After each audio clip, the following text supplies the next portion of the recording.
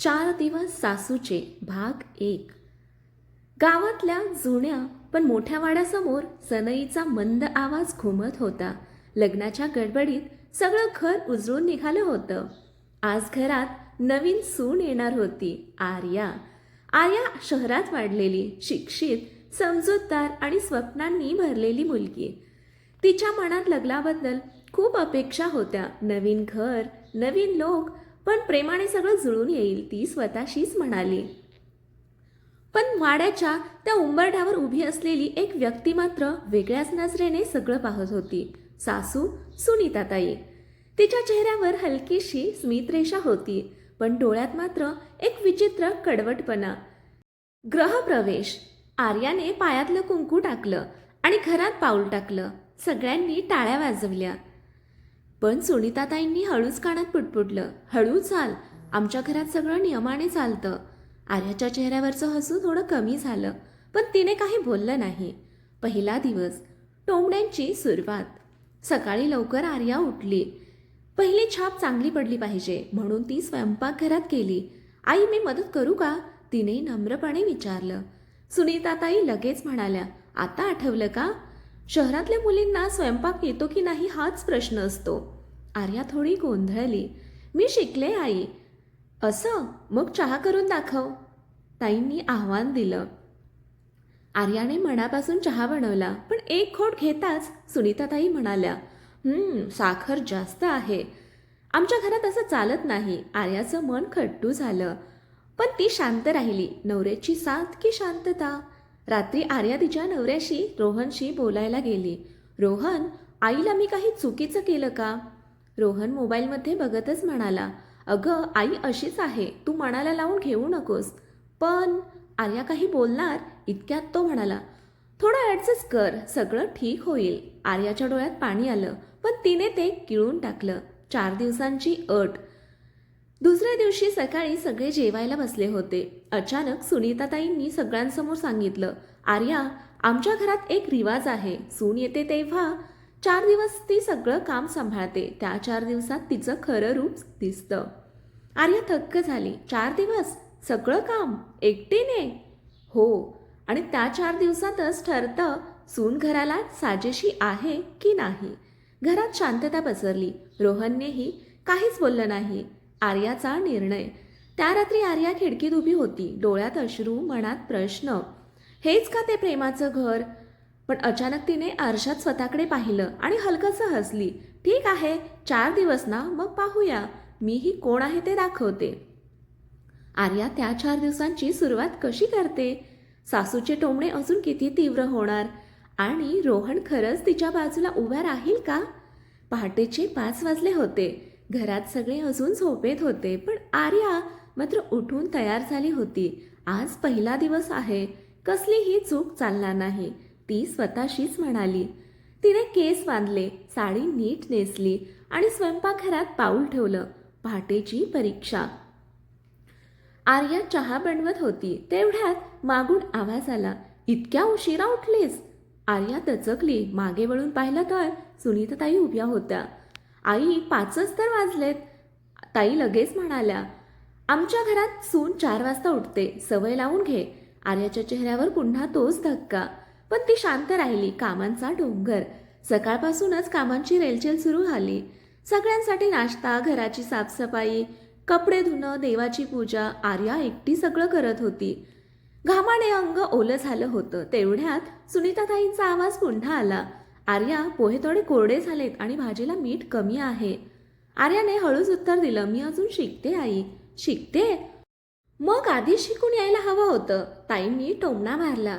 ननंदेची entry. तेवढ्यात घरात रोहनची बहीण नेहा आली. अरे वा, आपल्या घरात शहरातून सून आली आहे, पण काम पाहून तर गावातली वाटते, ती हसत म्हणाली.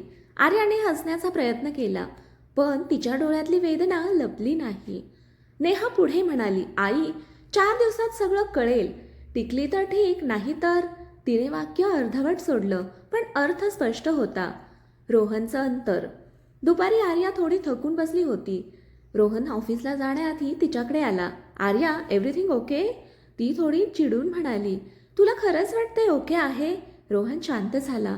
आईचा स्वभाव माहिती आहे ना, तू फक्त ॲडजस्ट कर. आर्या हसली, पण ते हसू खूप काही सांगून गेलं. रोहन, मी प्रयत्न करतीये, पण तू माझ्या बाजूला उभा राहशील का?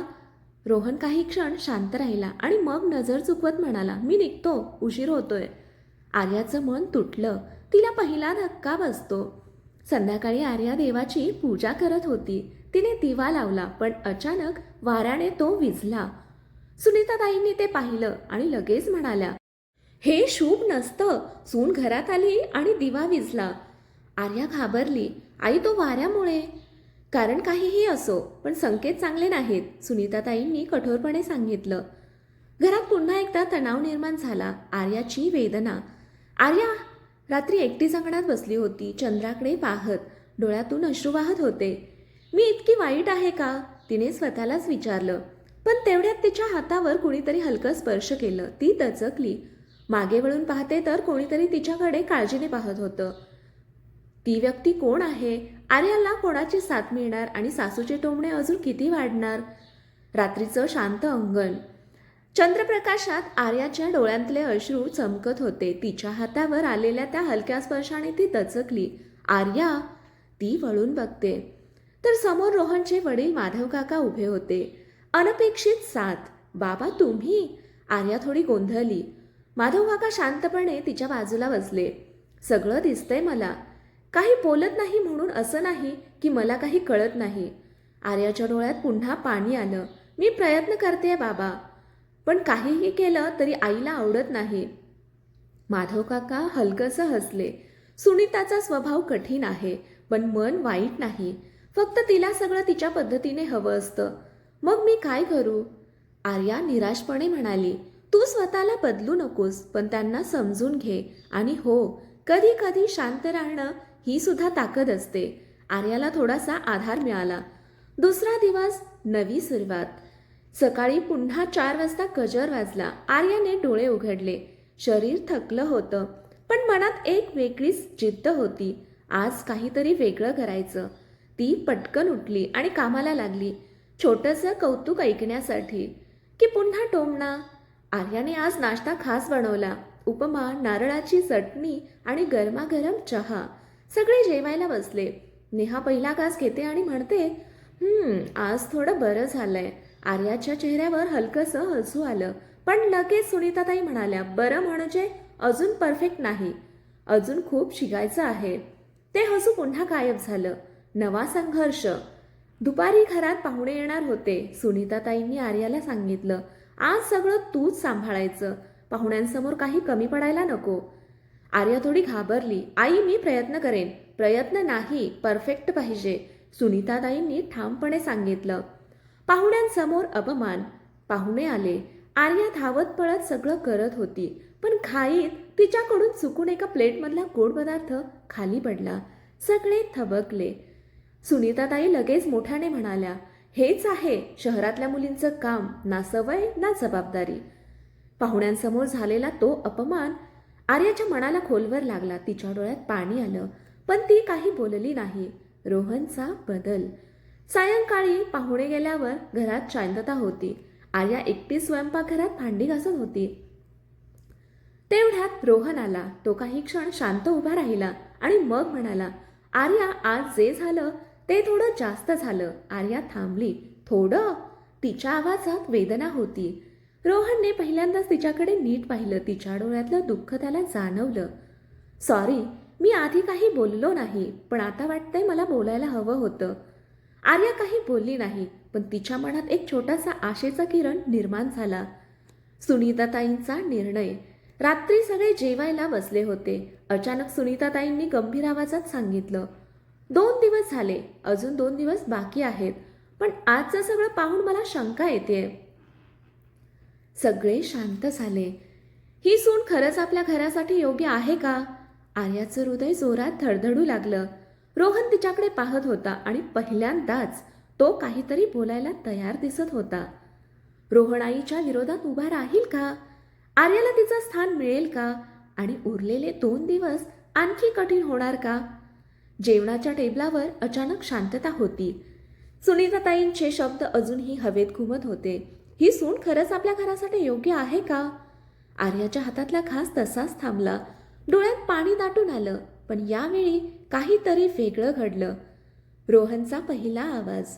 रोहनने अचानक चमचा खाली ठेवला. आई, बस कर आता. सगळे थक्क झाले. सुनीताताई चिडून म्हणाल्या, काय म्हणालास? रोहन शांत पण ठाम आवाजात म्हणाला, आर्या प्रयत्न करते आणि तू तिच्या प्रत्येक गोष्टीत चूक काढते. हे योग्य नाही. आर्याने आश्चर्याने रोहनकडे पाहिलं. हा तोच रोहन होता का जो नेहमी शांत राहायचा? आईचा राग. सुनीताताईंचा चेहरा लाल झाला. म्हणजे आता सून आली आणि तू आईलाच शिकवणार? आई, मी फक्त सत्य सांगतोय, रोहन म्हणाला. सत्य? 2 दिवसातच तुला तिचं इतकं कौतुक वाटायला लागलं? सुनीताताईंनी टोमणा मारला. नेहा लगेच मध्ये पडली. भाऊ, तू आईच्या विरोधात बोलतोयस. घरात तणाव शिगेला पोहोचला. आर्याचा निर्णय शांततेचा नाही. आर्या इतका वेळ शांत होती, पण यावेळी ती उठली. आई, सगळ्यांच्या नजरा तिच्याकडे वळल्या. मी काही बोलू का? सुनीताताईंनी कठोर नजरेने पाहिलं. बोल. आर्याचा आवाज थरथरत होता, पण शब्द ठाम होते. मी या घरात प्रेमाने राहायला आले, परीक्षा द्यायला नाही. मी चुका करते कारण मी नवीन आहे, पण मी वाईट नाही. क्षणभर सगळे गप्प झाले. भावनांचा स्फोट. आर्या पुढे म्हणाली, तुम्ही मला 4 दिवसांची अट दिलीत, मी ती मान्य केली. पण या 4 दिवसात मला माणूस म्हणून नाही तर कसोटी म्हणून पाहिलं जाते. तिच्या डोळ्यातून अश्रू ओघळले. जर मी योग्य नसेल तर मला सांगा, पण रोज टोमणे मारून मला तोडू नका.